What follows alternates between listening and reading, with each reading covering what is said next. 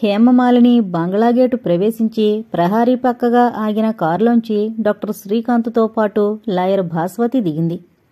అందాలు చిందుతోన్న సువిశాలమైన తోట మధ్య 2 అంతస్తుల మేడా పరికించి, ఇది ఆమె స్వంతమా అని అడిగింది శ్రీకాంత్ని భాస్వతి. ఆవిడ స్వంతమే. భాస్వతి శ్రీకాంత్ పక్కగా నడుస్తూ, అయితే ఆ శ్రీమంతురాలు ఎలాంటిదంటావ్ అని అడిగింది. పై అంతస్తు వరండాలో అంతవరకు తమకేసే చూస్తూ అప్పుడే వెళ్లిపోయిన యువతిని చూశాక ఆమె కావచ్చు హేమమాలిని అనుకుంది. శ్రీకాంత్ వెంటనే సమాధానం చెప్పలేదు.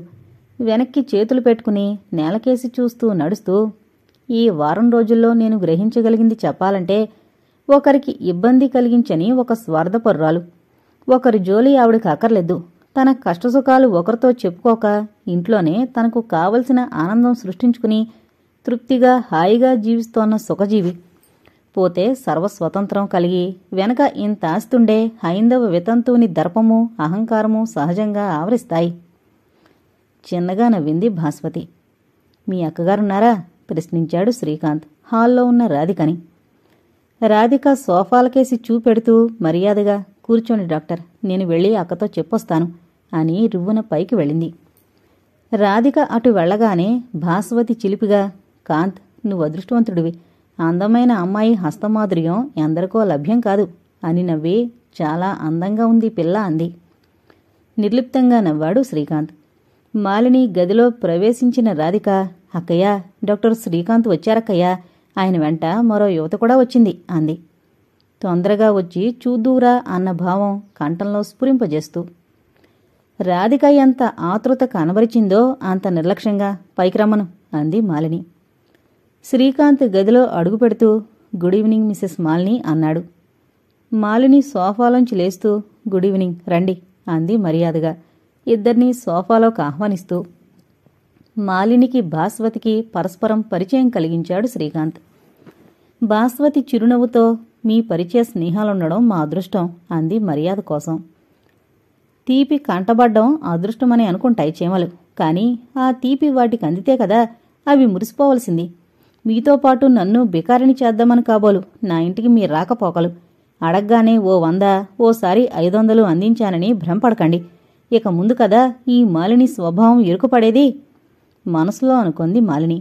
పైకి తన భావాల్ని కనబరచకుండా తెచ్చిపెట్టుకున్న నవ్వుతో, రాధి, స్వీట్సు కాఫీ పట్రా అని చెప్పింది. శ్రీకాంత్ కిటికీ దగ్గరికెళ్లి సిగరెట్ వెలిగించుకున్నాడు. రాధిక వచ్చే వరకు మౌనమే రాజ్యం చేసింది ఆ గదిలో. టేబుల్ మీద ట్రాన్సిస్టర్ మాత్రం ఏదో ఫిలిం రికార్డు ప్రసారం చేస్తోంది. మాలిని 1 నిమిషం పాటు పరీక్షగా చూసింది భాస్వతిని. ఒక ఫేమస్ లాయర్. తెల్ల చీర, తెల్ల రవిక ఆమె దుస్తులు.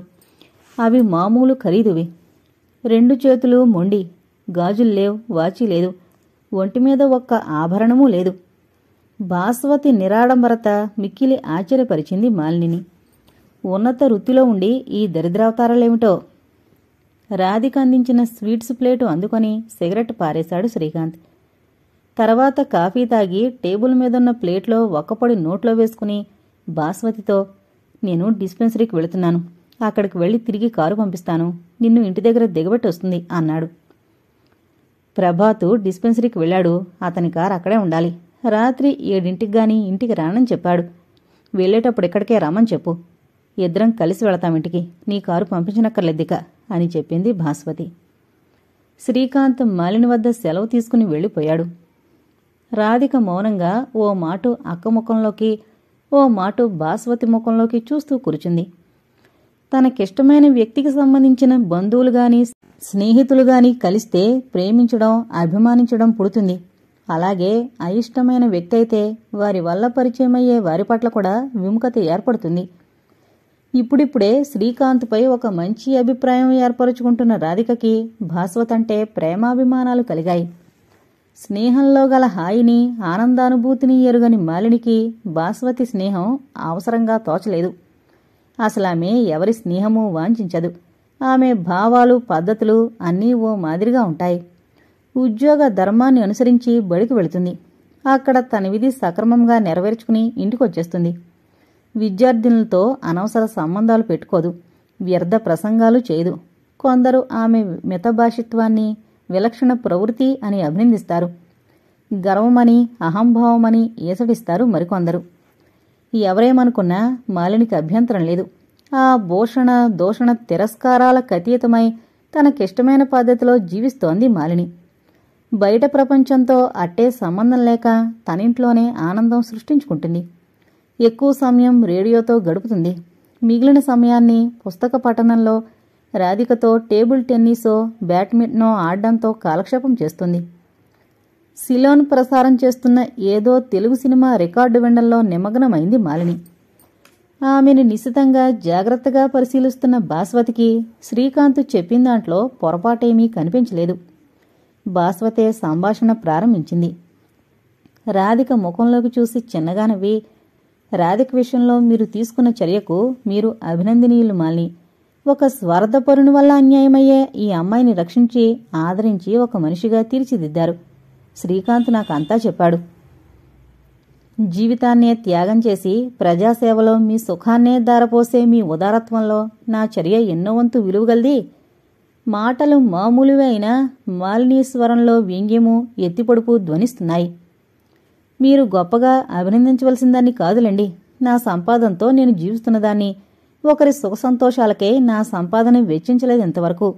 ఒకరి విషయాలు నేను పట్టించుకోను. ఒకరిని తృప్తిపరచడానికి, ఒకరిని సుఖపెట్టడానికి లేనిపోని జంజాటంలో తగులుకోవడం, దానికోసం ఒకరి కొంప ముంచడం లాంటి సాహసం నా వల్ల కాంది. కానీ మీరలాంటి విషయాల్లో బాగా ఆరితేరిన వారనుకుంటాను. మీ స్నేహితుల గురించి, మీ ఆదర్శాల గురించి డాక్టర్ చెప్పిన మీదటే నేనిలా అంటున్నాను. అనేదా భావించకండి. లేకపోతే మీ గురించి నాకేం తెలుసు? చిత్రంగా చూసింది భాస్వతి మాలిని కళ్ళలోకి సూటిగా. చిన్నగా నవ్వి, మనసులో ఉన్నదేమిటో ఇంత సూటిగా నిర్మోహమాటంగా వెల్లడించగల మీ ప్రవృత్తిని అభినందించకుండా ఉండలేకపోతున్నాను. మనసులో ద్వేషం నింపుకుని పైకి అనురాగం ఒలికించే ఆత్మవంచన పొరులంటే నాకు అయిష్టం అంది సీరియస్గా. మీ గురించి, మీ స్వభావాన్ని గురించి నేను శ్రీకాంత్ ద్వారా తెలుసుకున్నాను. లోకమంటే తెలియని వయసులోనే మీరు సౌభాగ్యాన్ని కోల్పోవడం చాలా విచారించదగ్గది. మీ విషాద జీవితానికి సానుభూతి చూపకుండా ఉండలేను. చూడండి, నా గురించి విచారించవలసిన అవసరం ఎవరికీ లేదు. సంసార సుఖాలకి నేను దూరమై ఉంటే అయి ఉండొచ్చు. కానీ ఆ ఆనందానికి తీసిపోని ఆనందం నాకుంది. నేను దాని గురించి ఎప్పుడూ ఆలోచించలేదు. ఇక ఆలోచించను కూడా. దుఃఖ సముద్రాన్ని ఎదుటించుకుని దాని గురించే ఆలోచిస్తూ అందులో మునిగి ఉక్కిరిబిక్కిరి కావడం తప్ప నాకు ఒరిగే శాంతేమీ ఉండదని మొదటే గుర్తించాను. తీరని కోరికలకు పోయి మనసు పాడు చేసుకోక నాకు జరిగిన అన్యాయాన్ని విస్మరించి నేను ఆనందంగా ప్రశాంతంగా ఉండగలుగుతున్నాను. కానీ ఈ వయసుకది సహజమైన ఆనందం కాదు. మీ బాధని మరిచిపోవడానికి కల్పించుకున్న కృత్రిమ ఆనందం. ఆ కృత్రిమ జీవితం ఎంతో కాలం సాగదని నా ఊహ. మరి మీరెలా ఉండగలుగుతున్నారు? వివాహం మాట తలపెట్టకుండా మీలా నేనని ఎందుకు అనుకోకూడదు? సూటిగా ప్రశ్నించింది మాలిని. నా గురించి పూర్తిగా చెప్పగలంత చనువు, స్నేహము మన మధ్య ఏర్పడినప్పుడు అన్ని విషయాలు చెబుతాను. కానీ ఇప్పుడు మాత్రం ఒకటి చెప్పగలను. నా మనస్తత్వానికి మీ మనస్తత్వం పూర్తిగా భిన్నం. నేను కష్టాన్ని ప్రేమించగలను. కష్టాల గురించి ఆలోచించగలను. కష్టం అనుభవించగలను. కష్టాలంటే అనేక తీరులుంటాయి. ముఖ్యంగా కనిపించేవి ఆర్థికంగా లోటు జరిగినప్పుడు, శారీరకంగా బాధ కలిగినప్పుడు కష్టమనిపిస్తాయి. వీటికంటే సున్నితమైంది, కఠినమైంది కూడా సంబంధ అనుబంధ బాంధవ్యాల పట్ల సంభవించే కష్టం కూడా ఒకటుంది. మొదటి రెండింటికంటే ఇది భరించడం దుర్లభం. అయితే నేనిలాంటి కష్టాల్లో పుట్టి పెరిగానని, అందుకే కష్టాల్ని భరించడం నేర్చుకున్నానని పొరబడకండి. సుఖమయ జీవితం గడిపేవారికి కష్టమంటే తెలీదనుకోవడం, దుఃఖభాజన జీవితం గడిపేవారికి సౌఖ్య మాధుర్యం తెలీదని భావించడం తప్పు. స్థూల దృష్టికి కనిపించే జీవితాన్ని బట్టి ఆ వ్యక్తి గుణగణాల్ని, స్వభావాన్ని నిర్ణయించడం అవివేకం.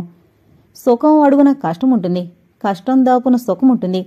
ప్రతి విషయాన్ని తీవ్రంగా ఆలోచించేవారికి, ప్రతి విషయాన్ని తర్జన భర్జనలు చేసే హృదయాలకు మాత్రమే వీటి లోతులు తెలుస్తాయి. దీనికి తార్కాణం బుద్ధ భగవానుని జీవిత చరిత్ర చాలు. నా తండ్రి కోటీశ్వరుడు, షరాబు వర్తకుడు. మా అమ్మ నన్ను ప్రభాతిని కని కన్ను మూసింది.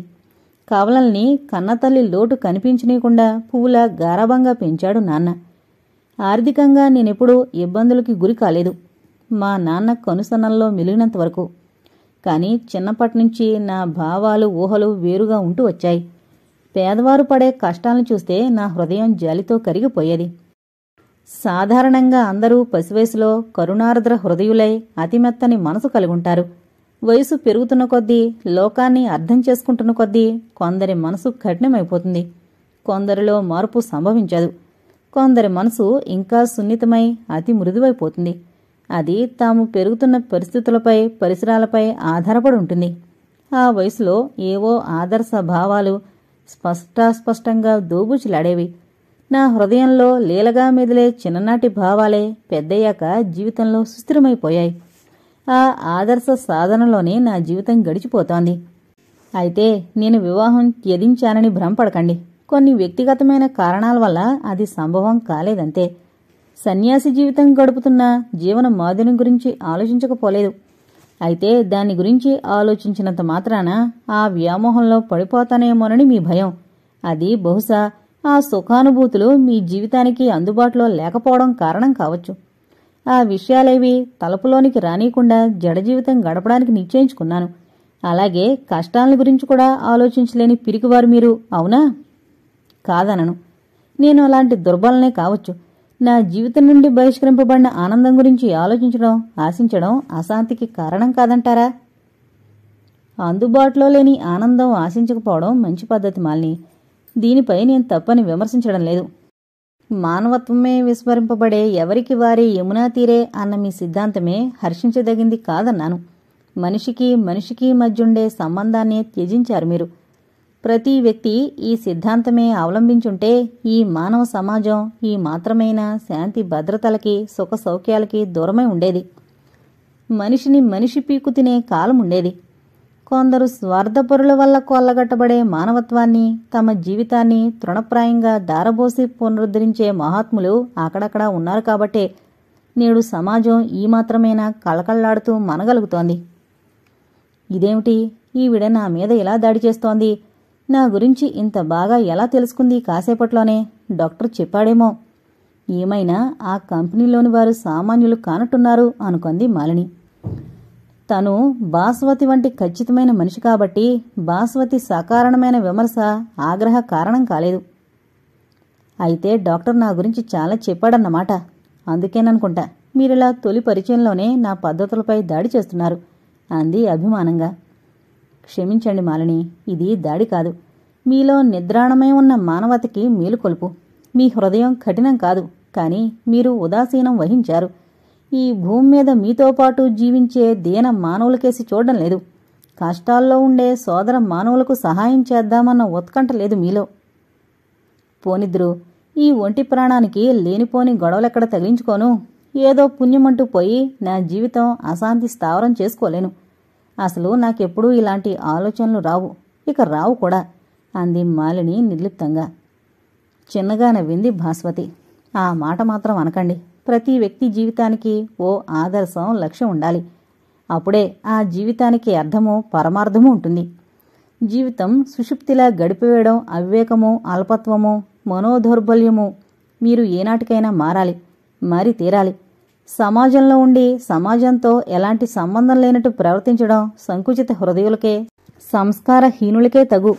మీరు ఎవరి జోలికి పోకున్నంత మాత్రాన, మీరెవరికీ కీడు తలపెట్టినంత మాత్రాన, మీ బ్రతుకు ఎవరితో నిమిత్తం లేకుండా వెళ్లదీసుకున్నంత మాత్రాన మీది ఉత్తమ ప్రవర్తన కాదు. మీ చుట్టూ ఉన్న మానవుల పరామర్శించడం నేర్చుకోవాలి. కష్టదశలో ఉన్న వారిని ఆదుకోవాలి. దీనికి డబ్బు నీళ్లలా ఖర్చు పెట్టనక్కర్లేదు. ఓ మంచి మాట చాలు. దాంతో మానసికంగా వారిని ఆ కష్టానికి దూరం చేసిన వారు కాగలరు. మీ దగ్గర శక్తి ఉంటే ఆర్థిక సహాయం చేయవచ్చు. అది మీ త్యాగబుద్ధిపై, వితరణ శీలంపై ఆధారపడింది. అక్కడితో ఆపేస్తూ మీరు షాపింగ్కొస్తారా నాతో? నాకు కొన్ని వస్తువులు అవసరమున్నాయి.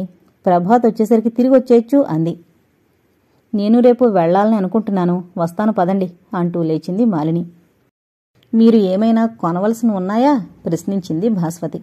రాధికకి చీరలు తీసుకోవాలి. ఏం, ఆ అమ్మాయి ఓణిలేస్తోంది కదా? మాలిని చిన్నగా నవ్వి, ఇక పెద్దదైంది కదా, ఇంకా పరుకునీళ్ళలోనే ఉంచడం ఏం బాగు, ఇక చీరలే కట్టుకోవాలి అంది రాధిక వంక ఆప్యాయంగా చూస్తూ. రాధిక అదృష్టవంతురాలు. మీ హృదయంలో చోటు చిక్కించుకోవడం మామూలు కాదు. రాధికంటే మీకు ప్రాణం కాదు. మీరెలా అనుకున్నా అభ్యంతరం లేదు. నవ్వింది మాలిని. నువ్వు వచ్చి చీరలు సెలెక్ట్ చేసుకుంటావా రాది? నువ్వు వెళ్ళక్కయ్యా, నేను లెక్కలు చేసుకోవాలి. రేపు మ్యాథ్స్ పరీక్ష. నీకు నచ్చినవి సెలెక్ట్ చేయి అంది రాధిక. ట్యాక్సీలో వెళదామంటారా, రిక్షా పిలిపించమంటారా అడిగింది భాస్వతిని మాలిని. రెండూ వద్దు, పదండి, హాయిగా నడిచే వెళదాం. మొదట బట్టల షాప్కి వెళ్లారు మాలిని, భాస్వతి. మాలిని ఎప్పుడూ వెళ్లే షాపే అది. ఎందులో కావాలమ్మా అని ప్రశ్నించాడు షాపతను. చీరలు చూపించాలి చెప్పింది మాలిని. చాలా రకాలు పెద్ద ఖరీదు చేసేవి చూపించాడు షాపు యజమాని. చూడండి, ఇది రాధికకి ఎలా ఉంటుంది అని ప్రశ్నించింది మాలిని ఎరుపు రంగులో పువ్వులున్న నైలాన్ చూపెడుతూ భాస్వతికి.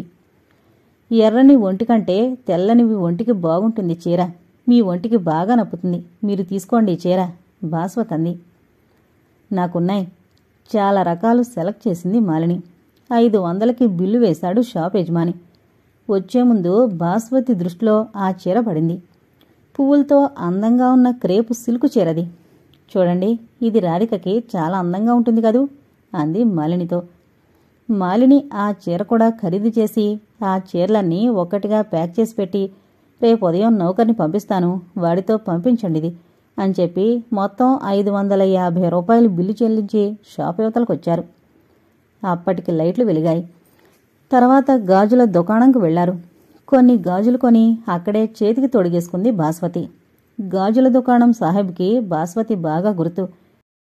ఏం తల్లి, మళ్ళీ ఎవరిని ఉద్ధరించడానికి పోయాయి నీ బంగారు గాజులు అని ప్రశ్నించాడు ప్రేమగా, చనువుగా. ఎప్పుడు పోయినట్టే ఇప్పుడు పోయే రసూల్ అంది భాస్వతి ప్రశాంతంగా. 8 రోజులైంది అయ్యగారు ఆ గాజులు మీకిచ్చి, అప్పుడే వాటిని అంటూ ఆగిపోయాడు సాహెబ్. శ్రీకాంతుడి డిస్పెన్సరీకి వెళ్ళాను తాత. డిస్పెన్సరీలో మందులు లేవు. పేద రోగులతో నిండుంది హాస్పిటల్. ఏం చేయను?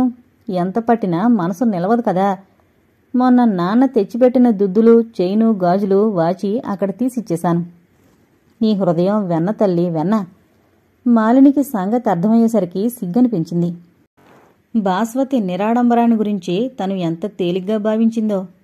భాస్వతి సాహెబ్కి డబ్బులిచ్చేసి, ఇక వెళదాం పదండి, ప్రభాత్ ఈవరకే వచ్చుంటాడు మీ ఇంటి దగ్గరికి అంది మాలినితో. వారు ఇల్లు చేరేసరికి ఆవరణలో ఒక కారు ఆగి ఉంది. వరండాలో ఒక యువకుడు సిగరెట్ కాలుస్తూ స్తంభాన్ని ఆనుకొని నిల్చునున్నాడు. భాస్వతి సమీపిస్తూ, ఎంతసేపైందిరా నువ్వు వచ్చి అని ప్రశ్నించింది. 10 నిమిషాలు మించలేదు అన్నాడతను. ఇతను నా బ్రదర్ ప్రభాత్, ప్రైవేటు డాక్టర్.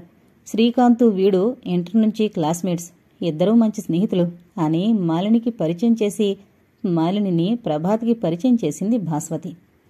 నమస్కారం అంది మాలిని చేతులు జోడించి అతని ముఖంలోకి చూస్తూ. భాస్వతివి, ప్రభాత్వి ఇంచుమించు ఒకే రూపురేఖలు. ఇద్దరూ పసిమి నిమ్మపండు ఛాయతో అందంగా ఉంటారు. వేషాడంబరాలు లేకపోయినా చదువు, సంస్కారం వల్ల కలిగిన దర్పం వారికి ఎంతో అందాన్నిస్తున్నాయి.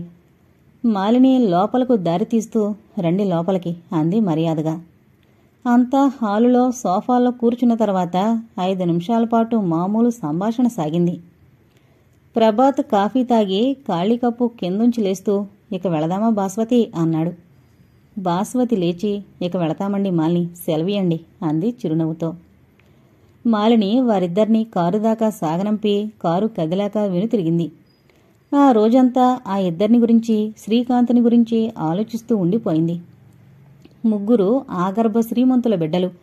ఉన్నత వృత్తిలో ఉండి బాగా ఆర్జిస్తున్నారు. పేద సాధలంటే జాలి పడతారు. విశాల హృదయులు. అంత చక్కటి చంద్రుడికి గురుపత్నినంటిన దోషంలా వీరిలో ఒకటే మచ్చ. తమ ఆదర్శ సాధనకై తన వంటి శ్రీమంతులు నెత్తిన చేయి పెట్టడం. తమ సంపాదన పరిధిలోనే దానధర్మాలు చేసుకుంటే వారిని ఈ ప్రపంచం ఉత్తములుగా గుర్తించేది. నిన్న బడిలో సరోజ ద్వారా చాలా విషయాలు వింది మాలిని. సరోజ, శ్రీకాంతు అన్నదమ్ముల పిల్లలట. శ్రీకాంత్ గురించి, అతడి అవకతవక పనుల గురించి చాలా విషయాలు చెప్పింది సరోజ. ప్రపంచంలో ఇటువంటి వ్యక్తులుంటారా అని ఆశ్చర్యపోయింది మాలిని. మధుర మంజులమైన వీణానాదాన్ని మోసుకొస్తున్న గాలి తరంగాల్లో పడి కొట్టుకుపోయే హృదయాన్ని స్వాధీనంలోకి తెచ్చుకుంటూ చేతిలో ఉన్న ఒక దినపత్రిక టేబుల్ మీదుంచేసి కళ్ళజోడు చేతిలోకి తీసుకుంటూ సతీ అని పిలిచాడు శ్రీనివాస్. చదువుతున్న భగవద్గీత ఆపేసి ఆ వీణాస్వరాన్ని ఆలకిస్తూ ఏదో మైమరుపులో పడ్డ సతీదేవి బదులు పలకలేదు. సతీ, ఎంతకాలమైంది కాంతుడి వీణానాదం విని, వాడు పూరించే వేణుగానం విని, వాడు గీచే బొమ్మలు చూసి ఎంతకాలమైంది సతీ. తిరిగి కాంతుడు మనకి ఆనందం ప్రసాదిస్తాడని కలలో కూడా ఊహించలేదు. అనుకోని ఆనందం ప్రసాదిస్తున్నాడు మనకు. ఆనందంతో పరవశిస్తున్నట్లు అన్నాడు శ్రీనివాస్. అతని కళ్ళు ఆనంద పారవస్యంతో సజలాలై మిలమిలా మెరుస్తున్నాయి.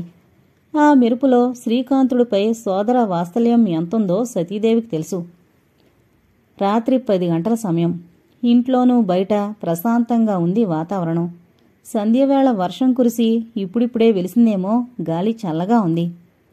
సతీదేవి లేచి మెల్లగా శ్రీకాంతు గది చేరింది. విపంచితంత్రులు మీటుతూ మరో లోకంలో విహరిస్తున్నట్టున్న శ్రీకాంత్ అర్ధనిమిలిత నేత్రుడే తివాచీపై కూర్చునున్నాడు. ఆ గదిలో అనుకోని మరో దృశ్యం చూసి ఆనందాశ్చర్యాల్లో మునిగిపోయింది సతీదేవి. స్టాండుపై శ్రీకాంత్ కుంచునుంచి జీవం పోసుకున్నట్టున్న చిత్రం అది. ఎవరీ ముగ్ధ, ఎంత అందంగా ఉందో! అలా కళ్ళెత్తి నిర్లిప్తంగా నీలాకాశంలోకి చూస్తూ ఒక చేత పుస్తకంతో ఎంత చక్కని ఆకర్షణీయమైన భంగిమలో ఉందిమే. కాంతుడి ఊహాచిత్రమా, లేక ఇట్టి సజీవ సుందరం ఉందా? శ్రీనివాస్ కొన్ని క్షణాలు ఆ గది ముందు నిలబడి నిశ్శబ్దంగా కదిలి వెళ్ళిపోయాడు. వీణావాద్యం ముగియడము, శ్రీకాంతుడి నేత్రాల నుండి జారిన 2 అసురు కణాలు తీగల మీద పడి చీలి జారిపోవడము ఏకకాలంలో జరిగాయి. అతని ఎర్రని పొలుచని పెదవులు ఎదలోని వేదనాజ్వాలకేమో అన్నట్టు కంపిస్తున్నాయి. సతీదేవి కలవరపడింది. కాంత్, ఎందుకా కన్నీళ్లు బాబూ అంది వాత్సల్యం పొరులుతున్న కంఠంతో. త్రుళ్ళిపడి కళ్ళు విప్పాడు శ్రీకాంత్. ఏం లేదు వదినా, ఏం లేదు అన్నాడు తడబడుతూ. మీరొచ్చారన్న సంగతి నాకు తెలీదొదినా. తెలీదు, తెలుసుంటే కన్నీరు కళ్లలోనే ఇంకిపోయేది నా కంటపడకుండా. నిన్ను రగుల్చుతున్న బాధ బహిర్గతమయ్యేది కాదు. శ్రీకాంత్ దిగ్భ్రాంతుడై వదినా అన్నాడు. నిష్ఠూరమాడుతున్నాననుకుంటున్నావా కాంత్? ఇంతకుముందు అన్ని విషయాలు నీ వదినతో చెప్పేవాడివి. నీ స్నేహితుల గురించి, నీ ఆలోచనల గురించి, నీ ఆదర్శాల గురించి ఒక్కటి దాచుకోకుండా ఎంతో ఉత్సాహంగా చెప్పేవాడివి. అలాంటి వాడివి విదేశాలకి వెళ్ళొచ్చింది మొదలు పూర్తిగా ఒక చుట్టంలా ప్రవర్తిస్తున్నావు. మనసు విప్పి మాట్లాడడం మరిచిపోయావు. నిన్ను, నీ ప్రవర్తనని శ్రద్ధగా పరిశీలిస్తున్నానన్న విషయం తెలుసుకో. ఏదో సంఘటన నిన్ను మార్చివేసిందని, నీ కోమల హృదయంలోని ఉత్సాహాన్ని, నీ సరదాల్ని నిలిపివేసిన ఏదో సంఘటన నీ గుండెల్లో కొంపటైందని నాకు అనుమానం ఉండనే ఉంది. ఈనాడు నీ కంటి వెంట చేరిన విషాదాశ్రువులు నా అనుమానం బలపరిచాయి. అదేమిటో చెప్పు కాంత్. బాధన్నది బయలుపరచకుండా లోపలే అదిమి పెడితే చాలా ప్రమాదం బాబు. అది లోపలే జ్వాలై ఆశల్ని, కోరికల్ని దహించివేసి, ఉత్సాహాన్ని నిలిపివేసి, హృదయంలో బరువైన శూన్యం నింపుతుంది. హృదయంలోని బాధ విప్పి చెప్పుకుంటే కొంత ఉపశాంతి జరుగుతుందంటారు. నీ హృదయం విప్పి నిన్ను బాధించే ఆ విషయం నీ వదినతో చెప్పుకో కాంత్. నీ ఆరాటం కొంత తగ్గుతుంది. చెప్పవా కాంత్? చెప్పవు కదూ. మన మధ్య రహస్యమనే అడ్డుగోడ ఎందుకు లేచిందంటావు? నీ వల్ల ఏ బాధ అయినా సహిస్తాను గాని నేనిది భరించలేను కాంత్. సతీదేవి బాధతో కూడిన ఆవేశంతో అంది. నా 8వ ఏట వివాహమై నేను ఇంటికొచ్చాను. నువ్వప్పటికీ 6 నెలల పసివాడివి. నిన్ను ఎత్తుకున్నాను, నా ఒళ్ళో ఆడించాను, నవ్వించాను. నా వల్ల ఒక్క వదిన అభిమానమేగాక మాతృ ప్రేమని, అక్క ఆప్యాయతని, సఖి స్నేహాన్ని అనుభవించావు. ఆ చనువు ఫలితంగా నా ముందు పరుచుకున్న నీ హృదయాన్ని నేడెందుకో రహస్యమనే ముసుగు కప్పి చాటు వేశావు. బాధ నిండిన నేత్రాలతో వదిన ముఖంలోకి చూశాడు శ్రీకాంత్. కాంత్, ఎందుకు నన్ను పరాయిదానిలా చూస్తున్నావు? హృదయం వంటి నీ వదినతో కూడా చెప్పకూడని రహస్యమేమిటి బాబూ అంటున్న సతికంఠం గద్గదమైంది. ఇక మాట్లాడలేకపోయింది. శ్రీకాంత్ చటుక్కున లేచి వెళ్లి టేబుల్ ముందున్న కుర్చీలో వాలాడు. విస్తుపోయింది సతీదేవి. ఆమెకు వీపు చేసి కూర్చున్న శ్రీకాంత్, మీ మరిది ఒక నష్టజాతకుడొదినా. వీడిని ప్రేమించి మమత పెంచుకున్న వారెవరూ సుఖ సంతోషాలకు నోచుకోలేకపోయారు. నా మీద హృదయం నిండా ప్రేమానురాగాలు నింపుకుని నా సుఖమే ఆశించిన అమ్మా నాన్న ఏమయ్యారు? నా మీద బెంగతో అమ్మ మంచం పట్టి కన్నుమూస్తే అమ్మ వియోగం భరించలేని నాన్న గుండె పగిలి చచ్చారు. ఇప్పుడు మీరు మాత్రం నా వల్ల ఏం సుఖపడుతున్నారు? నా మతిలేని పనుల వల్ల అన్నగారు మీరు చింతల పాలయ్యారు. మిమ్మల్ని ఇప్పుడు పెట్టే బాధ చాలదని నా హృదయం విప్పానంటే మీ బాధ రెట్టింపు అవుతుంది. ఎప్పుడూ నా సుఖశాంతులు కోరే మీరు నా హృదయాన్ని తెలుసుకుంటే మీరింకా కృంగిపోవడం తప్పదు. ఆ విషయం బయట పెట్టకపోవడమే మంచిది. ఆ విషయం నాతో చెప్పించాలని ప్రయత్నించొద్దొదినా అని శ్రీకాంత్ లేచాడు. స్టాండ్ ముందాగి కొన్ని క్షణాలు తను చిత్రించిన చిత్రవంక చూశాడు.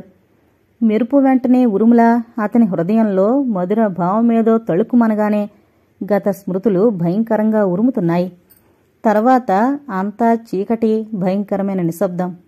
శ్రీకాంత్ మెల్లగా వరండాలోకెళ్లి స్తంభాన్ని ఆనుకొని నిల్చున్నాడు. బహుశా తదియ చంద్రుణ్ణి నల్లని మేఘాలు కప్పేశాయి. విశ్వమంతా గాఢాంధకారంలో మునిగుంది. శ్రీకాంత్ అలాగే చీకటిని చూస్తూ ఎంతసేపు నిల్చున్నాడో తెలీదు. జేబులోకి చేయి పోనిచ్చి సిగరెట్ కేసు, లైటరు తీస్తోంటే కాంతూ అన్న వదిన పిలుపుతో ఈ లోకంలో పడ్డాడు. వదిన ఇంకా అక్కడే ఉన్నదని అప్పుడు తెలిసింది. సిగరెట్ కేసు, లైటరు తిరిగి జేబులో ఉంచేసుకున్నాడు. అన్న వదినలంటే అతనికి అంత భక్తి. వారి ముందు సిగరెట్ కూడా కాల్చినంతటి వినమ్రుడతను. వరండాలో శ్రీకాంత్ పడుకునే మంచము, ఓ కుర్చీ, బల్ల ఉన్నాయి. సతీదేవి మరిది చేయి పట్టి నడిపించి అతన్ని మంచం మీద కూర్చోబెట్టింది. అతనికి ఎదురుగా కుర్చీ లాక్కొని తను కూర్చుంటూ, నన్నింత పరాయిదాన్లా చూస్తున్నప్పుడు ఆ విషయమేమీ చెప్పొద్దులే, కాని ఈ ఒక్కటి మాత్రం చెప్పు. నీ రేగుతున్న బాధకి, ఈనాడు నీలో వచ్చిన మార్పుకి, ఆ కన్నీటికి ఏం సంబంధముందో చెప్పు చాలు అంది. వెంటనే మాట్లాడలేదు కాంత్. మంచం మీద తను చదువుకోవడానికి ఉంచుకున్న శరత్బాబు నవల శేషప్రశ్న చేతిలోకి తీసుకుని పొటలు తిరగేస్తున్నవాడల్లా ఒకచోట ఆగాడు. పుస్తకం మధ్యలో ఒక ఎండిన మరువపు కొమ్మ రేఖలా అణిగుంది. దాని చేతిలోకి తీసుకుంటే వాసన గుప్పుమంది. ఆ మరువపు కాడ చేతికిస్తూ, ఇంగ్లాండ్కి వెళ్లే ముందు నాడనుకుంటా ఈ మరువపు కొమ్మ కుండీలోంచి తుంచి వాసన చూస్తూ తెచ్చి ఈ పుస్తకంలో పెట్టాను. ఈ మధ్యకాలంలో ఈ పుస్తకం నేను తీయలేదు. ఇది అలాగే వాడి ఎండి రేకులా అణిగిపోయింది. అయితేనేం దాని పరిమళాన్ని అది కోల్పోలేదు. ఆనాటి సంఘటనలు నేడు గత స్మృతులైనా ఈ మరువం కోల్పోని పరిమళంలా వాటి ఛాయలు నా మీద పడుతూనే ఉన్నాయి. విషాదం రేకెత్తిస్తూ ఉన్నాయి. తలెత్తి వదిన ముఖంలోకి చూసిన శ్రీకాంత్ ఖిన్నుడయ్యాడు. నేను చెప్పననే అన్నాను, మీరే మరి అన్నాడు నసుగుతూ. సతీదేవి కళ్ళు అసురుపూరితాలే ఉన్నాయి. గద్గద కంఠంతో, ఇక చెప్పకు కాంతు, బాధాపూరితమైన నీ హృదయపు లోతులిక చూపకు అని లేచింది. వరండాలోంచి గదిలోకొచ్చి అటునుంచి కిందకి వెళ్లదలిచిందల్లా ఆగిపోయింది. మరిదిని పిలిచి అడిగింది, స్టాండ్పై ఉన్న చిత్రపటంపై చూపు నిలిపి. కాంత్, ఎవరి ఇందుముఖి? అంతవరకు కళావిహీనమై ఉన్న శ్రీకాంత్ ముఖం కాంతివంతమైంది ఉత్సాహంగా. ఏం వదినా, పద్మముఖి కాకూడదా అన్నాడు. తన ప్రశ్నతో మరిది ముఖంలోకొచ్చిన మార్పును గుర్తించిన సతీదేవి కూడా ఉత్సాహంగా, సౌందర్య ఆరాధకుడివి, కవివి, కళాకారుడివి, నీకు తెలియాలి ఆమె ఇందుముఖో పద్మముఖో. ఏ రూపానికా పేరు సరిపోయేటట్టు పెట్టడం మాకేం తెలుసు కాంత్ అంది నవ్వుతూ. అయితే ఇది ఊహాచిత్రమా, లేక ఈ రూపంలో ఉన్నావిడ సజీవంగా ఉందా? ఊహాచిత్రం కాదు. ఈవిడితో పరిచయమై వారం రోజులైంది. మీకామె గురించి చెప్పాలని అనుకుంటున్నాను. ఆ కుర్చీలో కాసేపు కూర్చోండి, మీకంతా చెబుతాను. సతీదేవి కూర్చుంది. శ్రీకాంత్ స్టాండ్ ముందున్న కుర్చీలో జారగలబడి తను చిత్రించిన చిత్రాన్ని కొన్ని క్షణాలు చూసి సంతృప్తిగా మొదలుపెట్టాడు. ఈమె పేరు హేమమాలిని. బిఏ పాసే 2 ఏళ్ల నుంచి ఉపాధ్యాయునిగా పనిచేస్తోందక్కడ. బాల వితంతువు. వయసు 24 కంటే ఎక్కువ ఉండవనుకుంటాను. ఈమె హృదయం వేరు, ఈమె లోకం వేరు. మానసవీణ ప్రణయరాగం ఎక్కడ ఆలపిస్తుందోనన్న భయంతో హృదయ కవాటాలు పదిలంగా మూసుకుని జీవనయాత్ర సాగిస్తోంది. మొదటి రోజు చాలా అవసరం పడి 100 రూపాయలు అడగడంతో ఆమెతో పరిచయం ప్రారంభమైంది. మళ్లీ మొన్న 500 తీసుకున్నాను. కానీ ఆమె మనస్ఫూర్తిగా ఇవ్వలేదని నాకు తెలుసు. ఆ కారణంగా ఆమెకి నేనంటే ద్వేషం కూడానేమో. అక్కడ రాధిక అనే మరో అమ్మాయి కూడా ఉంది. ఆమెదొక జాలిగాథ. శ్రీకాంత్ రాధిక వృత్తాంతం తెలిపి తిరిగి అన్నాడు, మాలిని నన్ను ద్వేషిస్తోందని నాకు తెలుసు. కాని వదినా, ఆ ఇంటికి వెళ్ళినా వాళ్ల సమక్షంలో ఉన్నా నేను అవ్యక్తమైన హాయిని అనుభవించేవాణ్ణి. వారి స్నేహంలో చచ్చిపోయిన నాలోని కళాపిపాస తిరిగి మేల్కొంది. అయితే రాధికని తప్పక చూడాలి. నీకు బుద్ధి చెప్పగలిగిన ఆ గడుసు పిల్లని తప్పకుండా చూడాలి. కొంటిగా నవ్వింది. చిన్నగా నవ్వాడు శ్రీకాంత్.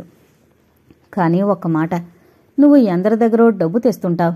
ఎన్నో తగవులు కూడా మీ అన్నగారి నెత్తికి తెస్తూనే ఉంటావు. అది వేరు. ఒక ఆడదాని వెంటపడ్డం ఏం బాగలేదు కాంతు. నీకు కావలసింది డబ్బు డబ్బు. అది తప్ప మరో ప్రపంచమే విస్మరిస్తున్నావు. దానివల్ల నీ జీవితానికి ఎంత నలుపొస్తుందో ఆలోచించవు కదా. ఎవరి దగ్గరో తెచ్చింది వేరు, ఆ ధనికురాలి వెంటపడ్డం వేరు. అలా ఇలా కాదు, వయసులో ఉన్న ఒక విధవ వెంట. నీ ప్రవర్తన ఇంకా ఇలానే సాగితే లోకం ఎటువంటి నీచార్థాలు తీస్తుందో నువ్వు ఊహించుండవు. ఆడపిల్లలున్న ఇంటికి నువ్వు వెళ్ళి రావడం బాగుండదని చెబుతున్నాను. దీనంగా ఆమె మొహంలోకి చూస్తూ వదినా అన్నాడు శ్రీకాంత్. అవును అంటూ లేచింది సతీదేవి. అవసరాన్ని గుర్తించి గొంతు కటువుగా మార్చింది. నీ చేతిలోకి డబ్బు పుష్కలంగా వచ్చిపడ్డమే కాదు, దాని వెనకుండే మంచి చెడ్లు ఆలోచించవలసిన అవసరం ఉందని గుర్తించు అంది. ఆ మాట అన్న తర్వాత మరిది ముఖంలోకి చూడ్డానికి జంకింది సతీదేవి. ఆమెకు తెలుసు శ్రీకాంత్ ముఖం ఏ విధంగా బాధాభరితమై ఉంటుందో. ఎప్పుడూ శ్రీకాంత్ నవ్వు ముఖమే చూడాలని కోరే సతీదేవి మరిదిని ఆ దీన పరిస్థితుల్లో చూడ ఆసక్తురాలు.